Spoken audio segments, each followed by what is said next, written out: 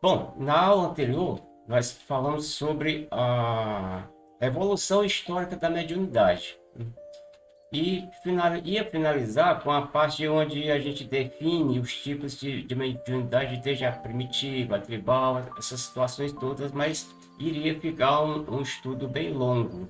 E por essa razão a gente deixou para dar continuidade hoje e vamos aproveitar e incluir, falar um pouco sobre como funciona os trabalhos, ou como deveria funcionar, os trabalhos mediúnicos numa casa espírita, ou trabalho de desobsessão, como queiram chamar, ou orientação espiritual.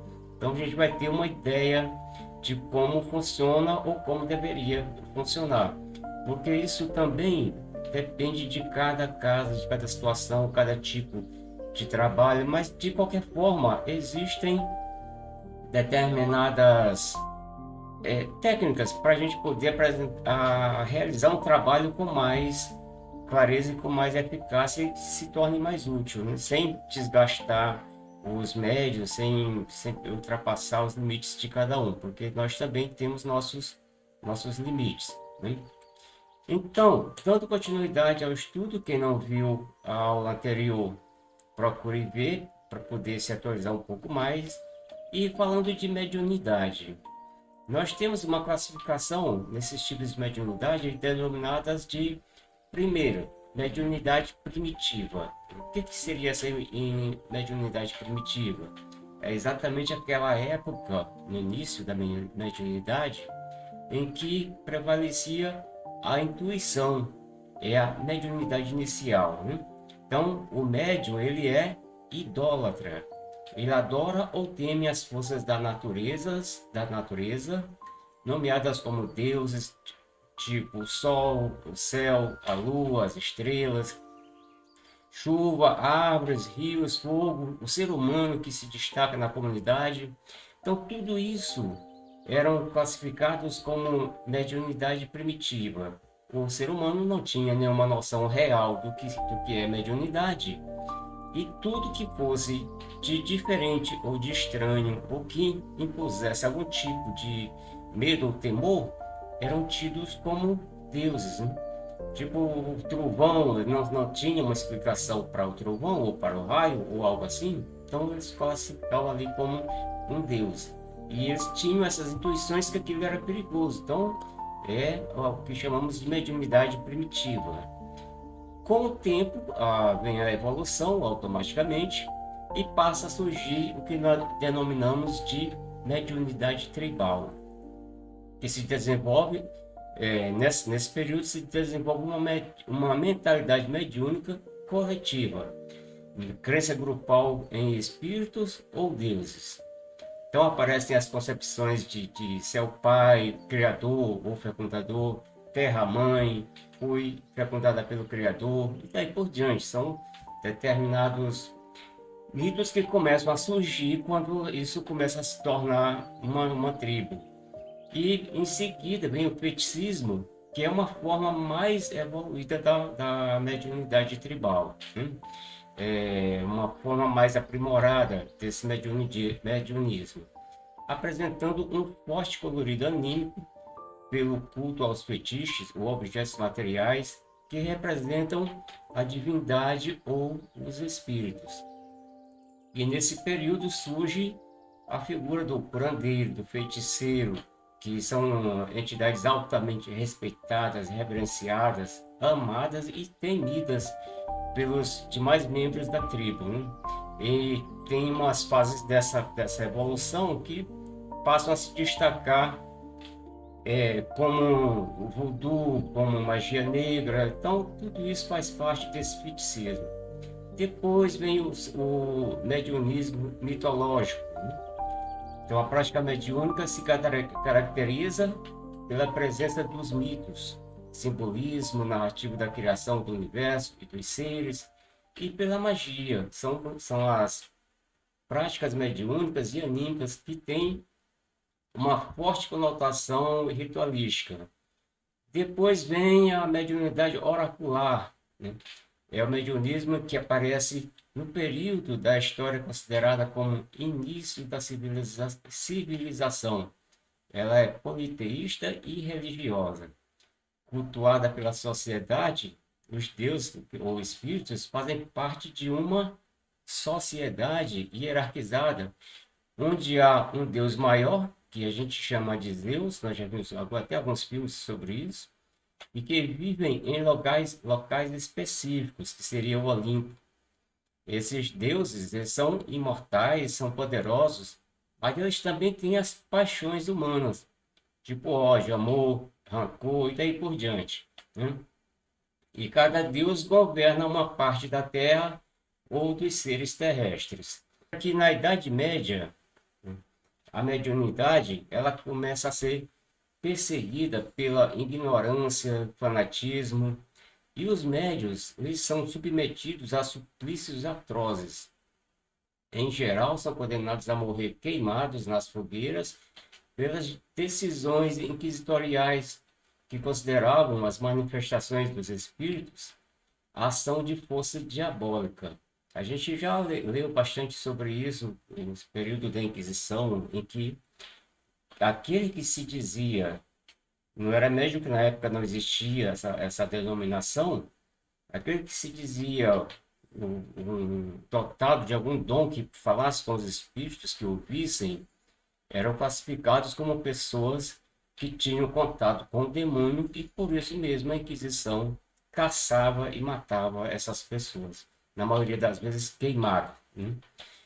Então, o martírio a que inúmeros médios foram submetidos, principalmente por efeito da ignorância, prossegue ainda nos primeiros dias do espiritismo, quando estiveram sujeitos a toda sorte de experiências, sendo muitas vezes denominados charlatões, embusteiros, mistificadores ou desequilibrados mentais.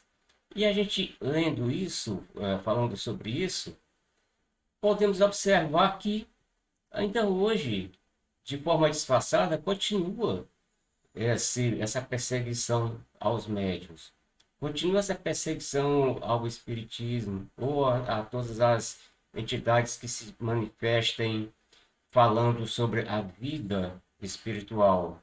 Não é somente a doutrina espírita, mas todas elas, né?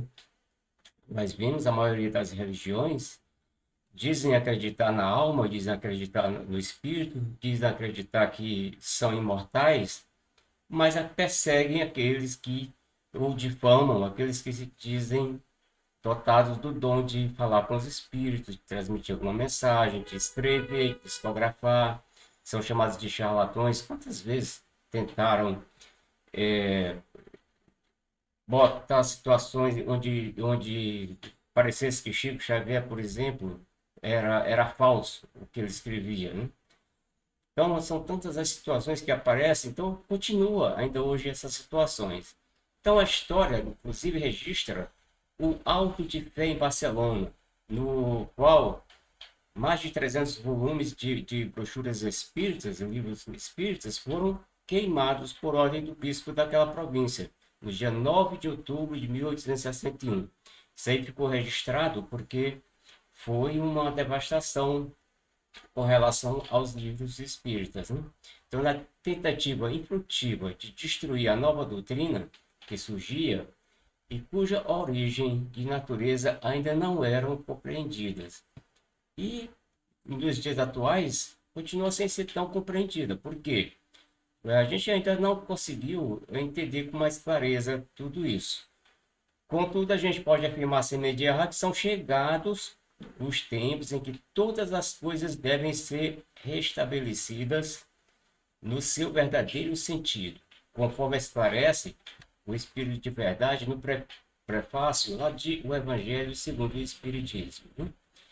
Kardec, como intérprete do ensino dos Espíritos, ele fala que os médiuns devem desempenhar importante papel na transformação moral que se opera, né?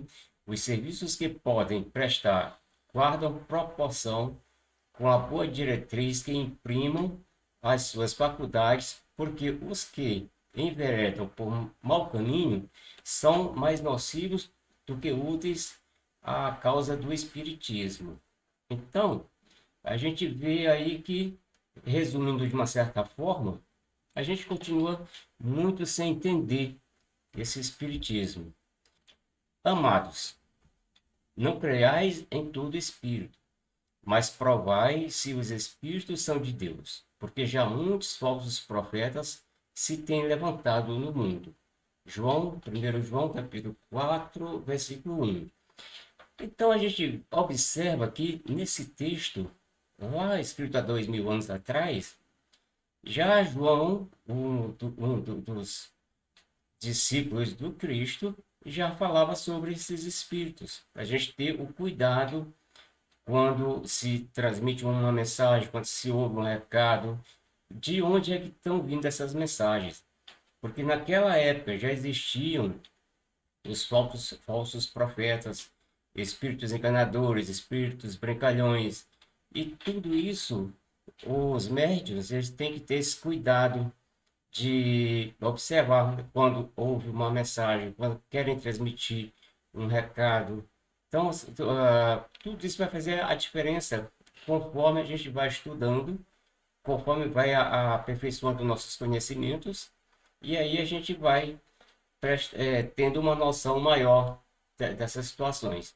Então, as pessoas alheias ao Espiritismo não compreendem nem os objetivos, nem os fins dele, e fazem sempre uma ideia completamente falsa. Geralmente são guiadas mais pelo instinto de curiosidade. O que falta nessas pessoas, sobretudo, é o conhecimento do princípio, que é a chave primária dos fenômenos. Então, as pessoas se iludem muito com os fenômenos espirituais. Vai-se na casa espírita por curiosidade, para ver o que acontece nesses fenômenos, que antigamente essas reuniões mediúnicas elas eram abertas ao público. Devido a esse mal entendimento, as pessoas não compreenderem a fundo o que significa tudo isso, então tornou-se uma reunião fechada, privada, exatamente pela falta de conhecimento. E o médium, quando ele entra numa casa espírita querendo trabalhar, ele acha que, na maioria das vezes, é só chegar lá porque fala com o espírito, porque ouve, porque sente. Acho que é só chegar lá e chegar já participar de uma mesa. E quando isso não acontece, se decepciona e vai para outro lugar. Por quê? Em primeiro lugar, é preciso conhecimento. É preciso estudar. É preciso conhecer a origem das coisas. Não é só chegar lá e começar a querer fazer um trabalho de médium. E para conhecer isso tudo, é preciso estudar.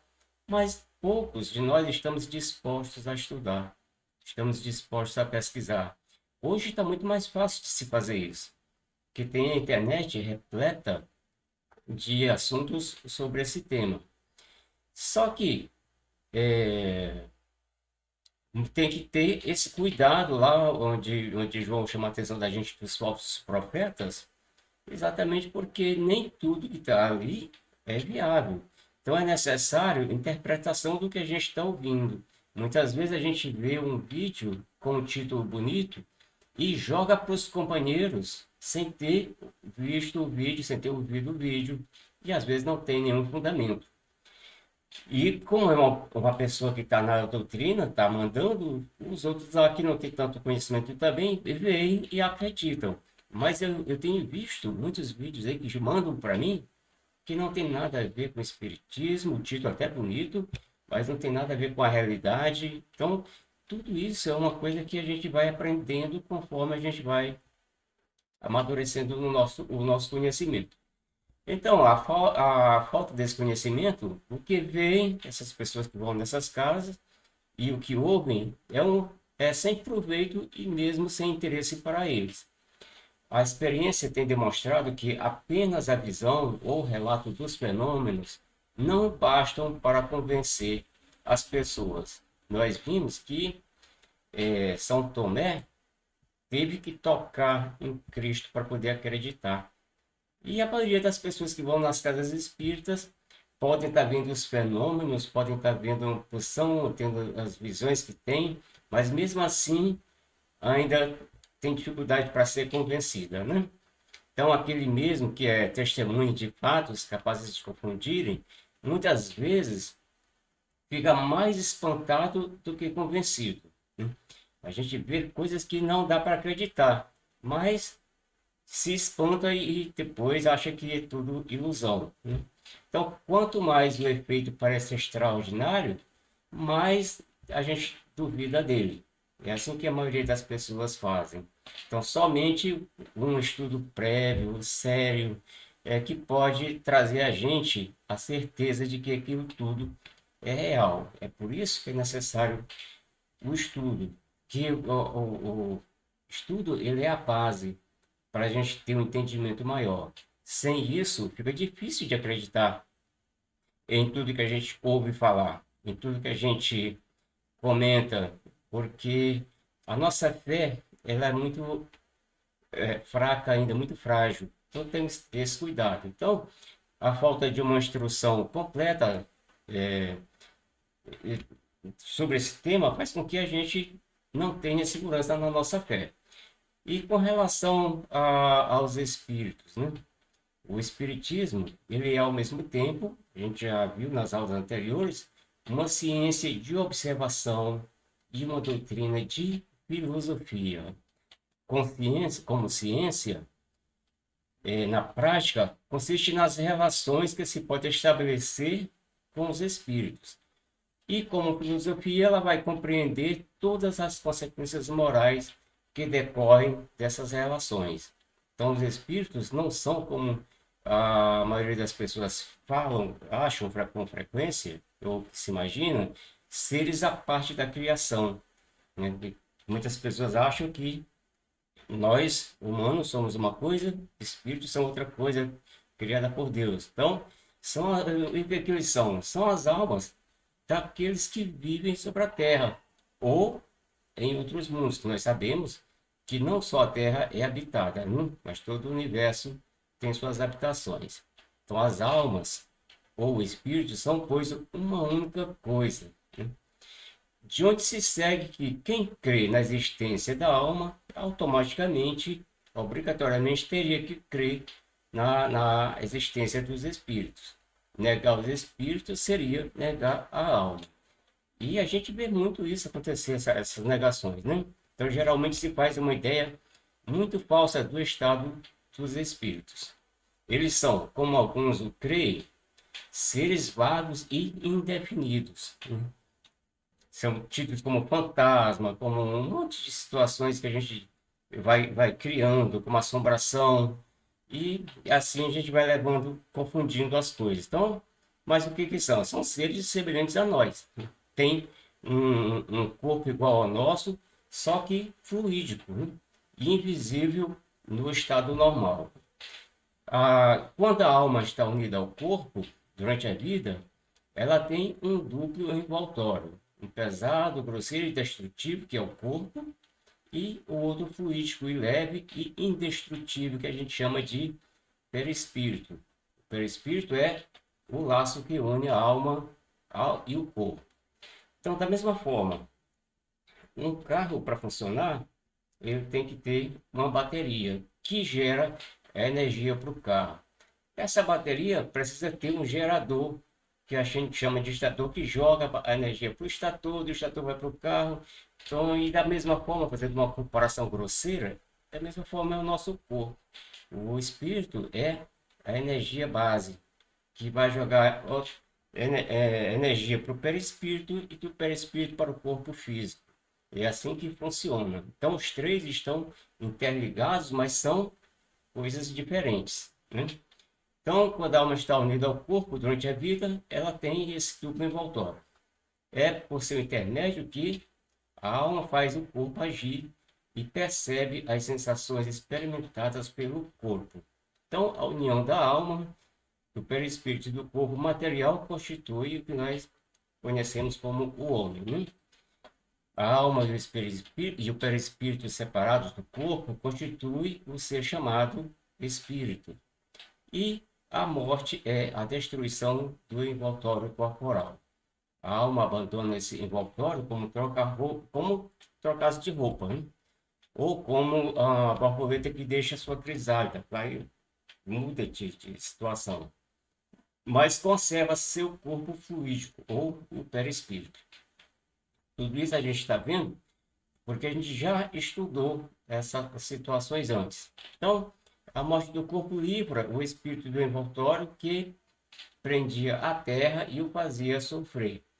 Mas quem é que está sofrendo na terra? Somente, de uma forma geral, básica, aquele que não está conectado com o alto, porque dificuldades, dores, todos nós temos, mas elas podem ser superadas quando a gente está com Deus no coração, quando a gente lida com a fé mais firme. Então, tudo isso pode ser, de certa forma, esquecido e a gente passa a não sentir tanto esses impactos. Então, os espíritos, eles povoam o espaço e eles constituem o mundo invisível que nos rodeia, no meio do qual vivemos e com o qual estamos sem cessar em contato. E aí, o que a gente resume de tudo isso?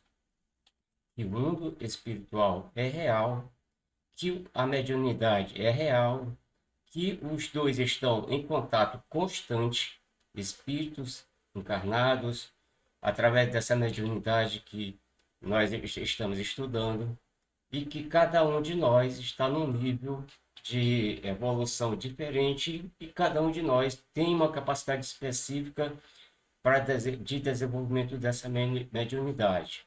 Alguns são videntes, alguns são ouvintes, alguns são escreventes, alguns são audientes, alguns são sensitivos e daí por diante. São inúmeras as qualificações e os tipos de mediunidade. E cabe a cada um de nós, como estudiosos da doutrina espírita, fazer um estudo mais profundo sobre cada uma dessas situações. Com relação ao corpo mediúnico, aquela equipe que trabalha na orientação espiritual ou orientação de desobsessão, nós temos algumas coisas que são relevantes e que deveriam ser observadas. Muitas vezes a gente deixa passar, até mesmo porque a gente não parou para estudar um pouco sobre essa situação. Então, a reunião mediúnica é o quê? É uma atividade privativa na qual se realiza assistência aos espíritos necessitados, integrada por trabalhadores que possuam conhecimento espírita e conduta moral compatível com a seriedade da tarefa. Então, a gente resumindo aqui, não é somente estudar, é preciso também ter uma evolução moral um pouco definida, porque eu posso ler muito sobre isso, posso decorar tudo sobre mediunidade, mas se eu não tiver um nível moral mais ou menos equilibrado, como é que eu vou ser útil ao mundo espiritual?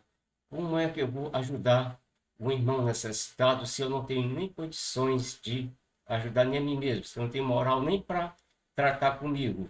Então, para mim dar um conselho a um espírito errante, a um espírito que está no caminho, trilhando o caminho do mal, tem que estar dando exemplo. Como é que os nossos filhos aprendem?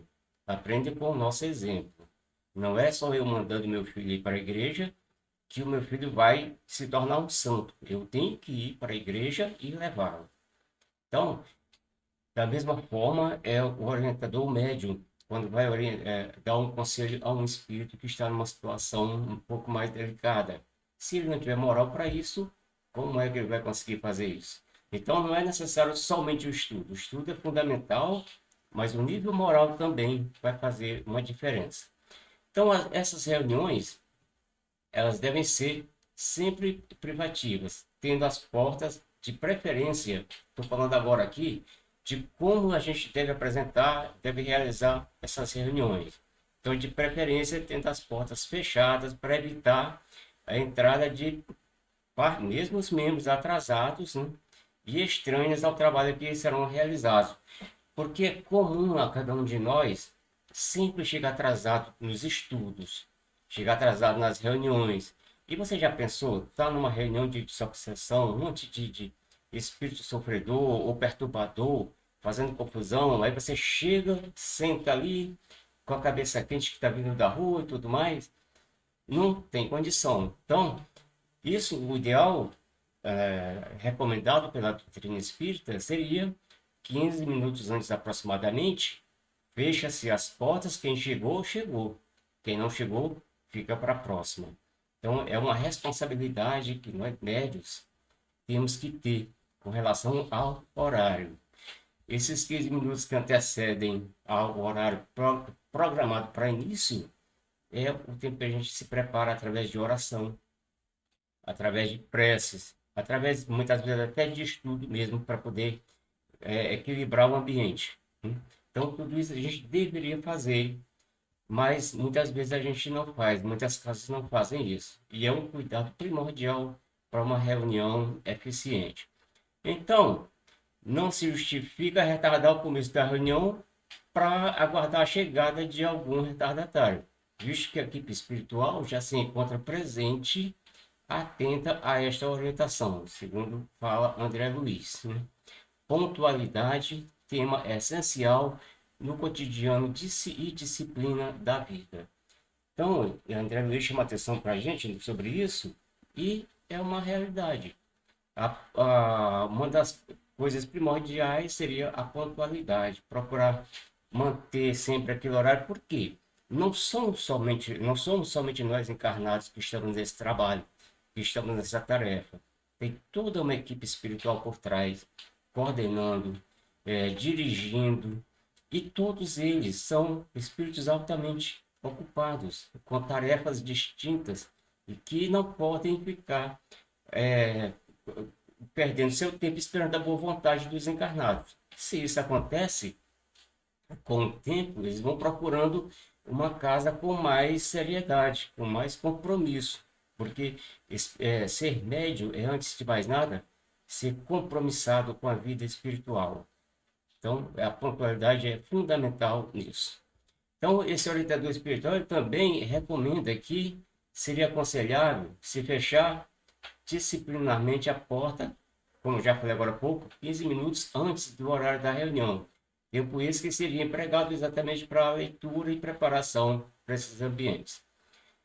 Com relação a nós participantes encarnados da reunião, os participantes devem ter aquela formação básica da doutrina espírita, o livro do Evangelho, o livro dos médios, o livro dos espíritos, tudo isso a gente tem que estar afinado, né? Então são obras que a gente tem que estar com uma certa afinidade para poder participar dessas reuniões. Allan Kardec também, ele informa que os estudos espíritas nos ensinam a distinguir que é real e do que é falso, o exagerado nesses fenômenos. Então, a gente tem que estar atento a isso exatamente porque tem situações em que as coisas são exageradas e a gente, para poder distinguir aquela informação boa da ruim, errada ou falsa, se o espírito é um espírito enganador, se é um brincalhão, se é um espírito sério, a gente tem que estar, além de estar conectado com o nosso pensamento no alto, com a nossa moral equilibrada, também tem que ser conhecedor dessas realidades. Então, é imprescindível que o trabalhador do grupo mediúnico não se descuide do seu aperfeiçoamento moral, que é fundamentado nas orientações do Evangelho de Jesus, adquirindo assim a necessária autoridade moral no relacionamento com os espíritos. Então, sobretudo com os que ainda se comprazem na prática do mal, que a gente comentou agora há pouquinho, né? Que o nível moral que a gente se encontra vai fazer a grande diferença quando eu falo com um espírito. Com o encarnado já faz diferença. Imagine com um espírito que está lá vendo o que eu sou, sentindo o que eu sou. Porque eu posso enganar aos meus colegas ali do grupo. Posso enganar o diretor da casa espírita. Mas os espíritos não vão enganar. Porque eles leem nosso pensamento através da telepatia. Então não tem como. E André Luiz recomenda que a gente deveria ter um número de aproximadamente 14 pessoas em cada tipo de reunião, cada um desses tipos de reunião, né? Já Leon Denis sugere de 10 a 12 pessoas, principalmente no começo das experiências. E é fundamental que o grupo seja constituído de pessoas que tenham uma certa simpatia entre si, que todos estejam afinizados na mesma sintonia. Porque um grupo em que um está discutindo com o outro, um está com rixa do outro, não vai ter um ambiente sadio para se trabalhar. Então, tudo isso são informações que a gente vai vendo e que deveriam funcionar numa reunião de desobsessão. Não tem sido o caso da nossa casa, né? Que a gente pegava ali era só uma vez por mês, mas pegava ali 8h30 da manhã e muitas vezes ia até quase meia-noite. Se torna altamente cansativo para todos nós, né? Poderia ser dividido em dias diferentes para poder diminuir esse tempo, coisa que a gente vai procurar fazer agora. Com relação ao horário, né? O que recomenda a doutrina espírita? A duração média da reunião deveria ser de 1h30, mas podendo ser estendida até no máximo 2 horas. Isso é o que eles recomendam. E quanto tempo a gente ficava numa reunião dessa? Sem se alimentar direito, que a gente não consegue se alimentar direito, o dia todo comendo biscoito ou tomando cafezinho, e a nossa mente também cansa, né? De tanta coisa que vem chegando. E vai chegando a idade também, tudo isso vai incluindo, como a dona Júlia falou agora há pouco, né? Que a idade também tem um peso sobre tudo isso. E os participantes desencarnados, né?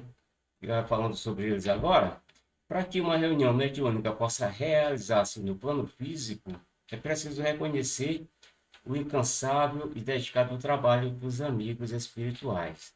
Então a gente às vezes nem se dá conta disso, mas tudo isso é preparado com antecedência lá por cima. Então, todo planejamento é feito no plano espiritual, mas conta-se com a seriedade, a responsabilidade dos encarnados, a fim de que a tarefa se realize a contento. Daí, a necessidade desse estudo, dessa dedicação, dessa disciplina. Em mediunidade, qual acontece em qualquer outro serviço nobre, não há conquista relâmpago. Não existe essa coisa de estalar o dedo e está pronto. Tudo conforme a gente vai trabalhando. Então, se te propões a agradecê-la, recorda os operários obscuros da evolução que passaram no mundo antes de ti, lutando e sofrendo para que encontrasses o caminho melhor. Então, quantas pessoas antes de nós trilharam essa vida, deram sua vida em nome do espiritismo, em nome da vida espiritual, os que perderam suas vidas nas fogueiras. Tudo isso já foi uma preparação para o nosso tempo. Nós estamos no auge da vida, onde podemos hoje, sem medo de nada, abraçar essa doutrina com amor, com carinho, com dedicação. Só cabe a cada um de nós procurar desenvolver isso dentro de nós mesmos, procurando nos melhorar e procurando tornar isso mais eficaz. Então, a qualidade mediúnica é um talento comum a todos nós, né? Então, cada um de nós tem que se esforçar, tem que procurar se melhorar e procurar viver tudo isso. Então, com base nesse princípio, não se justificam as manifestações simultâneas de atendimento a sofredores, uma vez que o grupo, funcionando como um todo homogêneo, no dizer de Allan Kardec, deve direcionar suas energias e sentimentos para o atendimento a cada entidade comunicante, auxiliando-a de forma eficiente e fraterna da melhor forma possível. Isso é a recomendação de Allan Kardec, que a gente possa ter uma atenção especial a cada atendimento, né? E coisa que a gente lá na nossa casa, como eram muitos os médios e poucos os doutrinadores, se tornava às vezes um pouco deixando a desejar, porque muitos médios, dando passagem ao mesmo tempo, não tinha como dar atenção a todos aqueles espíritos, e muitas vezes se tornava uma situação que seria necessário mais alguém ou menos médico para que atuasse de uma forma mais eficiente. Mas, de qualquer forma, é parte do nosso desenvolvimento, é parte da nossa evolução e é uma coisa que a gente vem trabalhando no dia a dia. esse tema de hoje, ele vem nos chamar a atenção exatamente para o que a gente deve fazer como trabalhador da doutrina, como médium, como assistente do mundo espiritual, que a gente deve fazer para se melhorar, para poder manter esse trabalho com mais clareza, com mais dedicação, com mais firmeza. O que a gente precisa fazer para se melhorar, para poder colocar em prática esse dom que nos é dado, essa mediunidade ativa que a gente precisa estar desenvolvendo com todos, né? Como o Chico recebeu, né? É aquela disciplina, disciplina e disciplina, né? Em todos os momentos, né? Então, a responsabilidade é muito grande, né? De todos nós, né? Mesmo quem não tem a mediunidade ostensiva, mas a gente já tem o conhecimento, né? Que tudo depende de nós, né? A gente ter os bons, os, os, a companhia dos bons espíritos que está ali nos auxiliando pelo nosso esforço do dia a dia, da nossa melhora, né? Então, tudo depende de nós, né? O nosso trabalho, o nosso desenvolvimento, né? É fácil? Não é, né? Muitas vezes a gente dá os tropeções, né? Mas a gente tem a graça de se levantar, né? E poder trabalhar para continuar o nosso desenvolvimento. Nos bastidores da mediunidade, né? A, além do movimento, né? Do programa na casa, os espíritos, continuaram aquela reunião de desobsessão no mundo espiritual, né? Então a gente tem que saber e ter como obrigação, né? Não é obrigação a palavra, né? Mas ter o conhecimento, né? Que não acaba ali, naquele momento, né? Continua no mundo espiritual. Então a gente tem que ter essa disciplina no dia a dia, né? Que é difícil, né? Porque a gente não está sempre na mesma vibração, né? A gente deixa às vezes cair, né? Por certas situações do dia a dia, mas tudo é aprendizado para nós, né? Então, que a gente possa dar conta, né? Da nossa parte, né? Aos pouquinhos, mas com dedicação, né? Para ir se melhorando, né? Cair, nós vamos ainda cair, né? Mas a gente tem o dever de levantar, né? Mesmo com as pernas meia torta, né? Agora tem a internet que nos ajuda tanto, né? Então a gente não tem nem como dizer, não tenho condição de fazer isso, de fazer aquilo, porque tá tudo aí, né? Só apertar um botãozinho, bater com o dedinho, as crianças já dão até aula pra gente, né? Para mexer, né? Mas vamos continuar, né? Sempre aprimorando, né? O que se pode fazer, né? Nem todos os lugares, nem todas as casas têm a mesma estrutura, né? Então, vai se fazendo de acordo com a estrutura de cada casa, de cada dos médios que ali estão frequentando, procurando sempre o melhor, né? E esse horário é uma coisa muito séria, né? Que as casas assim mais que a gente tem assim mais tipo uma que pode tirar, né? Valores, né? Nos ensinar um pouco mais. Elas têm aquele horário ali certinho, não passa passa nem um minuto para começar, nem um minuto para acabar, né? E dão oportunidade para todos, né? Assim, de tudo que eu escutei, tem algumas coisas que eu achei assim, bem interessantes que a gente podia, né, destacar um pouquinho, principalmente lá no começo, quando o senhor falou, depois que o senhor contou, né, para a gente como é que foi essa parte histórica, né, toda, mas já nesses tempos atuais das reuniões, que elas eram abertas, né, e isso com o tempo foi se modificando, porque era muito, as pessoas elas iam muito por conta da curiosidade em si, né, e não por um propósito, né, especificamente. E isso acabava trazendo, né, muita gente movida pela curiosidade sem propósito, né? Esse é um movimento assim interessante quando o senhor falou nesse pedaço, mas eu acho que não só curiosidade, enquanto que isso é uma coisa que eu posso dizer até por experiência própria, enquanto a curiosidade ela acaba chamando a pessoa para poder ir lá para ver como é que é, como não é, eu acho que um outro movimento que às vezes pode ter passado muito desapercebido, que é o medo, que afasta. Enquanto muitos podiam ir movidos pela curiosidade, muitos outros deixavam de ir pelo medo do desconhecido. E eu me incluo né, nesse grupo.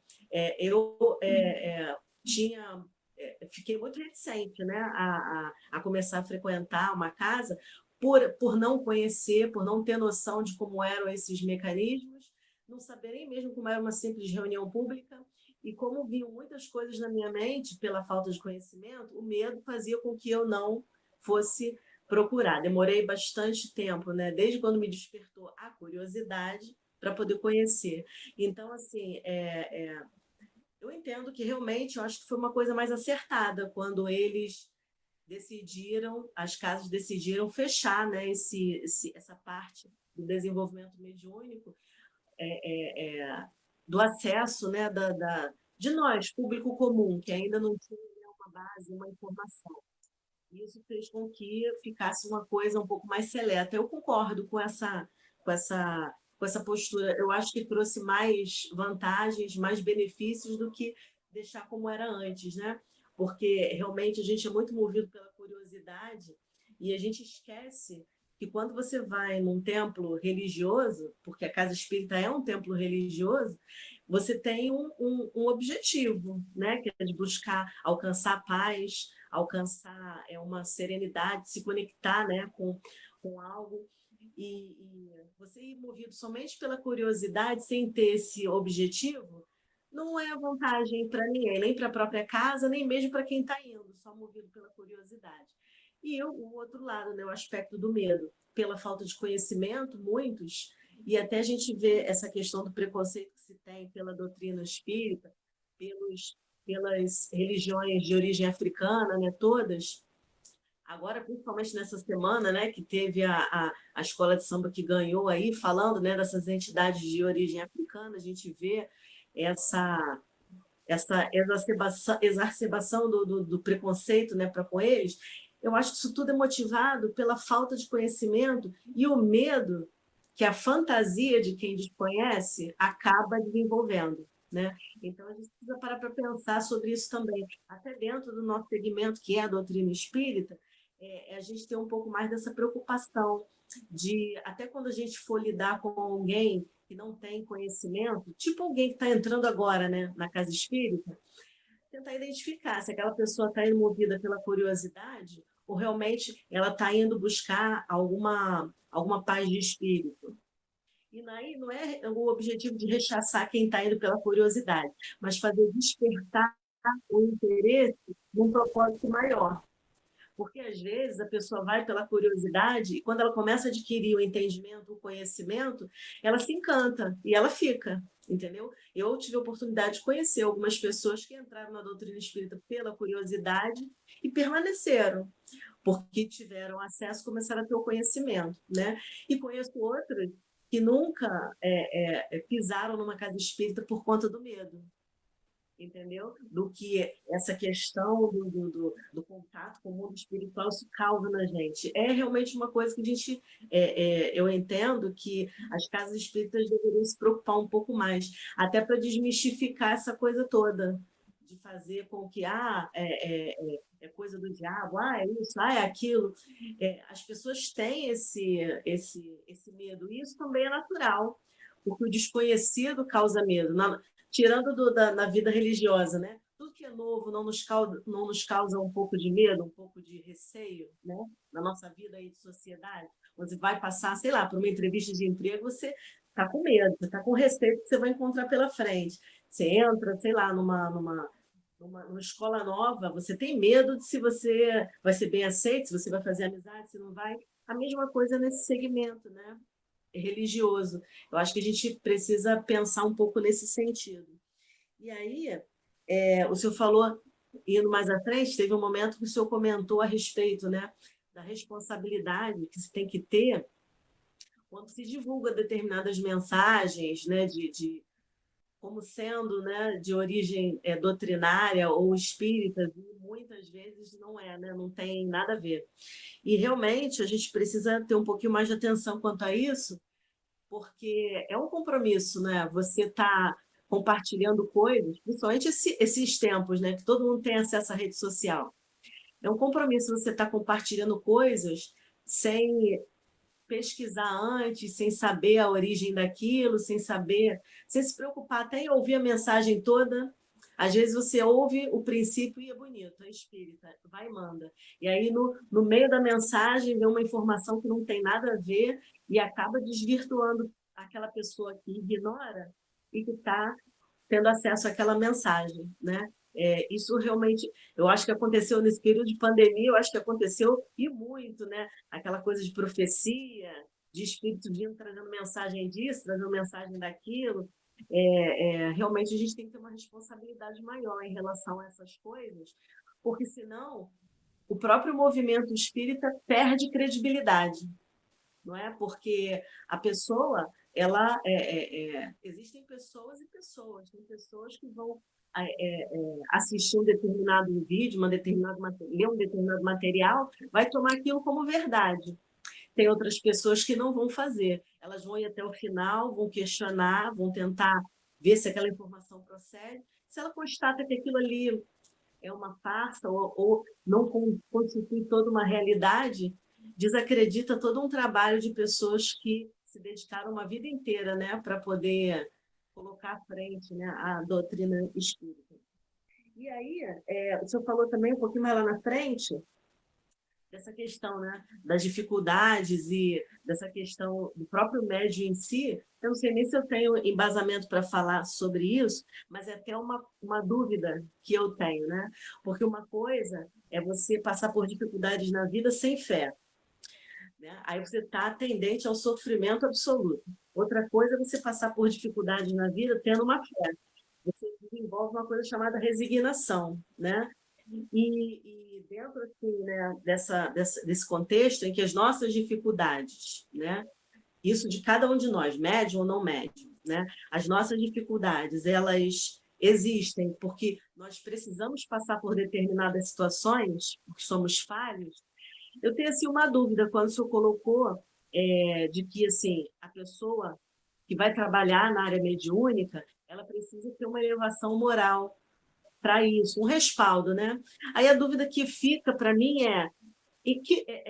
quando o indivíduo ele vai ter esse reconhecimento de que ele tem essa elevação moral suficiente para realizar um trabalho de desobsessão. Tendo em vista que todos nós somos espíritos inferiores, né? Todos nós temos momentos bons e momentos em que ficou, né? Nesse sentido. Eu acho até que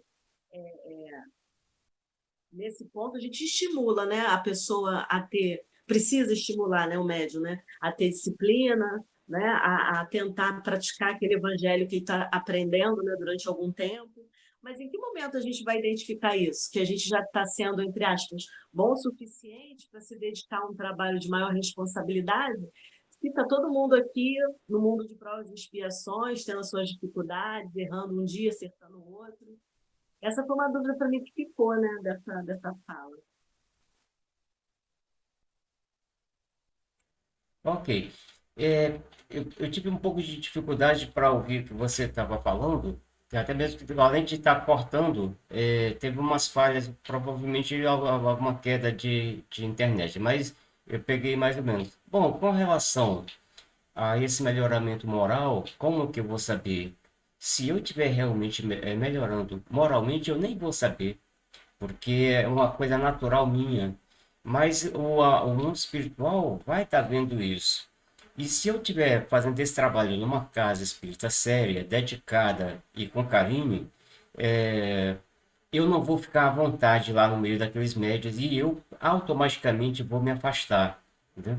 E se eu insistir em permanecer, vai ter sempre alguém, algum do mundo espiritual, para jogar na minha cara que eu não tenho moral para estar ali, que eu não tenho conhecimento, então vai estar sempre tendo alguma coisa desse tipo, né? Ou algum médium que vai estar dizendo isso para mim, algum médium se ele estiver desequilibrado, e também vai estar vendo, achando que eu não tenho moral para isso, e daí por diante. Mas a evolução moral, a gente no fundo não percebe, e ela vem para dentro da gente quando a gente começa a desejar realmente o bem, quando a gente começa a realmente amar e começa a botar na prática do dia a dia. Se eu for para uma reunião mediúnica com a intenção exclusiva de auxiliar aqueles irmãos que estão sofrendo do outro lado, que são muitos, são infinitos, digamos assim, eu vou estar com o meu nível moral mais elevado, eu vou ter condições de auxiliar. Mas se eu for só porque eu vou estar participando de um evento mediúnico, eu vou estar tendo contato com os espíritos, eu vou estar querendo me engrandecer, aí já eu não vou auxiliar em nada. E vai ter toda uma equipe espiritual que vai deixar, vai me anular. Muitas vezes o médium nem consegue dar nenhuma passagem a nenhum espírito, porque ele não está em condições morais naquele momento para isso, né?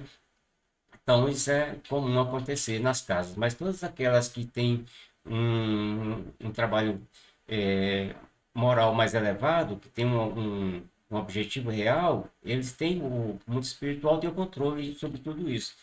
É tanto que todo o trabalho ele é organizado pelo mundo espiritual. Não somos nós aqui encarnados que organizamos essas reuniões.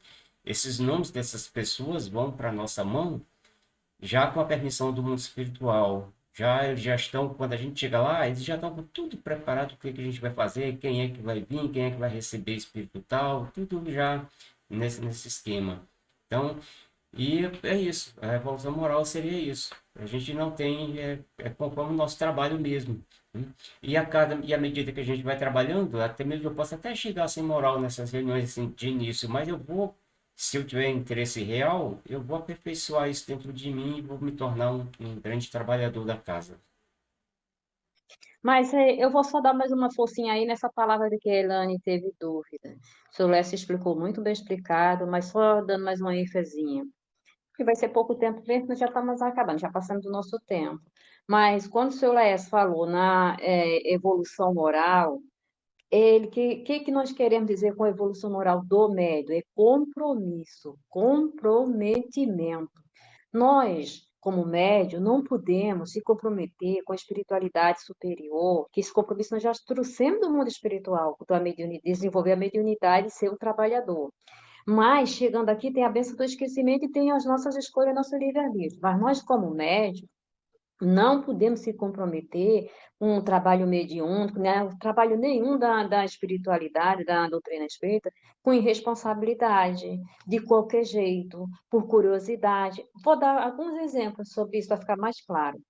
Como é que você, qualquer um de nós, como médium, vamos atender um espírito sofredor, que tem condições até pior do que a nossa, mas que ele vem ali, ele vem junto ao nosso mentor, com aquela energia do cósmico universal, que dá a energia mediúnica que todos nós temos, vai recolhido ali a energia desse irmão, para ele recompor. Muitas vezes ele vem até sem saber nem o que está acontecendo, digamos assim, sem voz, se ele irreconhecível, em estado de sono pesado, que tem situações e mais situações, aí chega o médium de qualquer jeito, o médico com a mente lá do outro lado do mundo, mas a mente nos filhos, digamos nós como mulheres, esposas, a mente os compromissos com o marido, a mente preocupada com as contas que vai pagar, não vai ter essa conexão. Ou seja, vai ter um embaraço muito grande, vai ter um trabalho para a espiritualidade fazer que era para nós amenizar e, digamos assim, contribuir com que nós nos compromissamos. E outra coisa, moral do médium. Como é que nós, como médium, vamos hoje numa orientação espiritual, se ontem nós passamos a noite na balada, comendo e bebendo do que nós menos podia fazer, com nossa mente, com nosso estômago cheio de álcool? Não pode. Cadê o médium, a educação mediúnica nessa hora com o compromisso espiritual? Não pode. Não é porque o médium seja bom, não, melhor do que ninguém, não, não é não. O médium é tanto coisa, digamos, é tão mais complicado quanto o outro normal, que não esteja na atividade mediúnica. Mas é que nos comprometemos e temos que ter responsabilidade. Então, como é que nós, como médium, digamos assim, vamos socorrer um espírito que foi traído por o seu companheiro, se nós estamos traindo o nosso? Qual a nossa moral para receber um irmão desse e falar para ele, alguém chegar a falar para ele, meu irmão, perdoe, porque você não tem, esse irmão errou, ele tem condições de melhorar. O que que ele vai falar para nós? Estou falando através de alguém que faz isso. Olha como é que fica a nossa situação. Então, vamos receber um irmão, digamos assim, a espiritualidade vai trazer um irmão conectado com o médium que usa droga. Aí, digamos que esse irmão vem ser socorrido no sentido de ser um doente que desencarnou por causa da droga, ou se encontra do outro lado ainda usando através dos encarnados. Aí veio o doutrinador, meu irmão, esse vício vai trazer prejuízo, você já está numa espiritualidade, não precisa mais disso, a espiritualidade vai lhe ajudar, tem um corpo espiritual lhe ajudando, uma equipe lhe ajudando, e você vai ser socorrido. O que que ele vai fazer? Eu estou aqui através que eu vim atraído pelo médium, o médium também faz isso. Então, gente, são portas, são brechas e são deficiências que nós temos que estar conscientes que nós não podemos mais. É porque o médium vai ser santo? Não. O médium vai ser uma pessoa normal, comum, com compromissos espirituais. Tem coisas que nós não podemos fazer. Vou dar só mais um exemplo.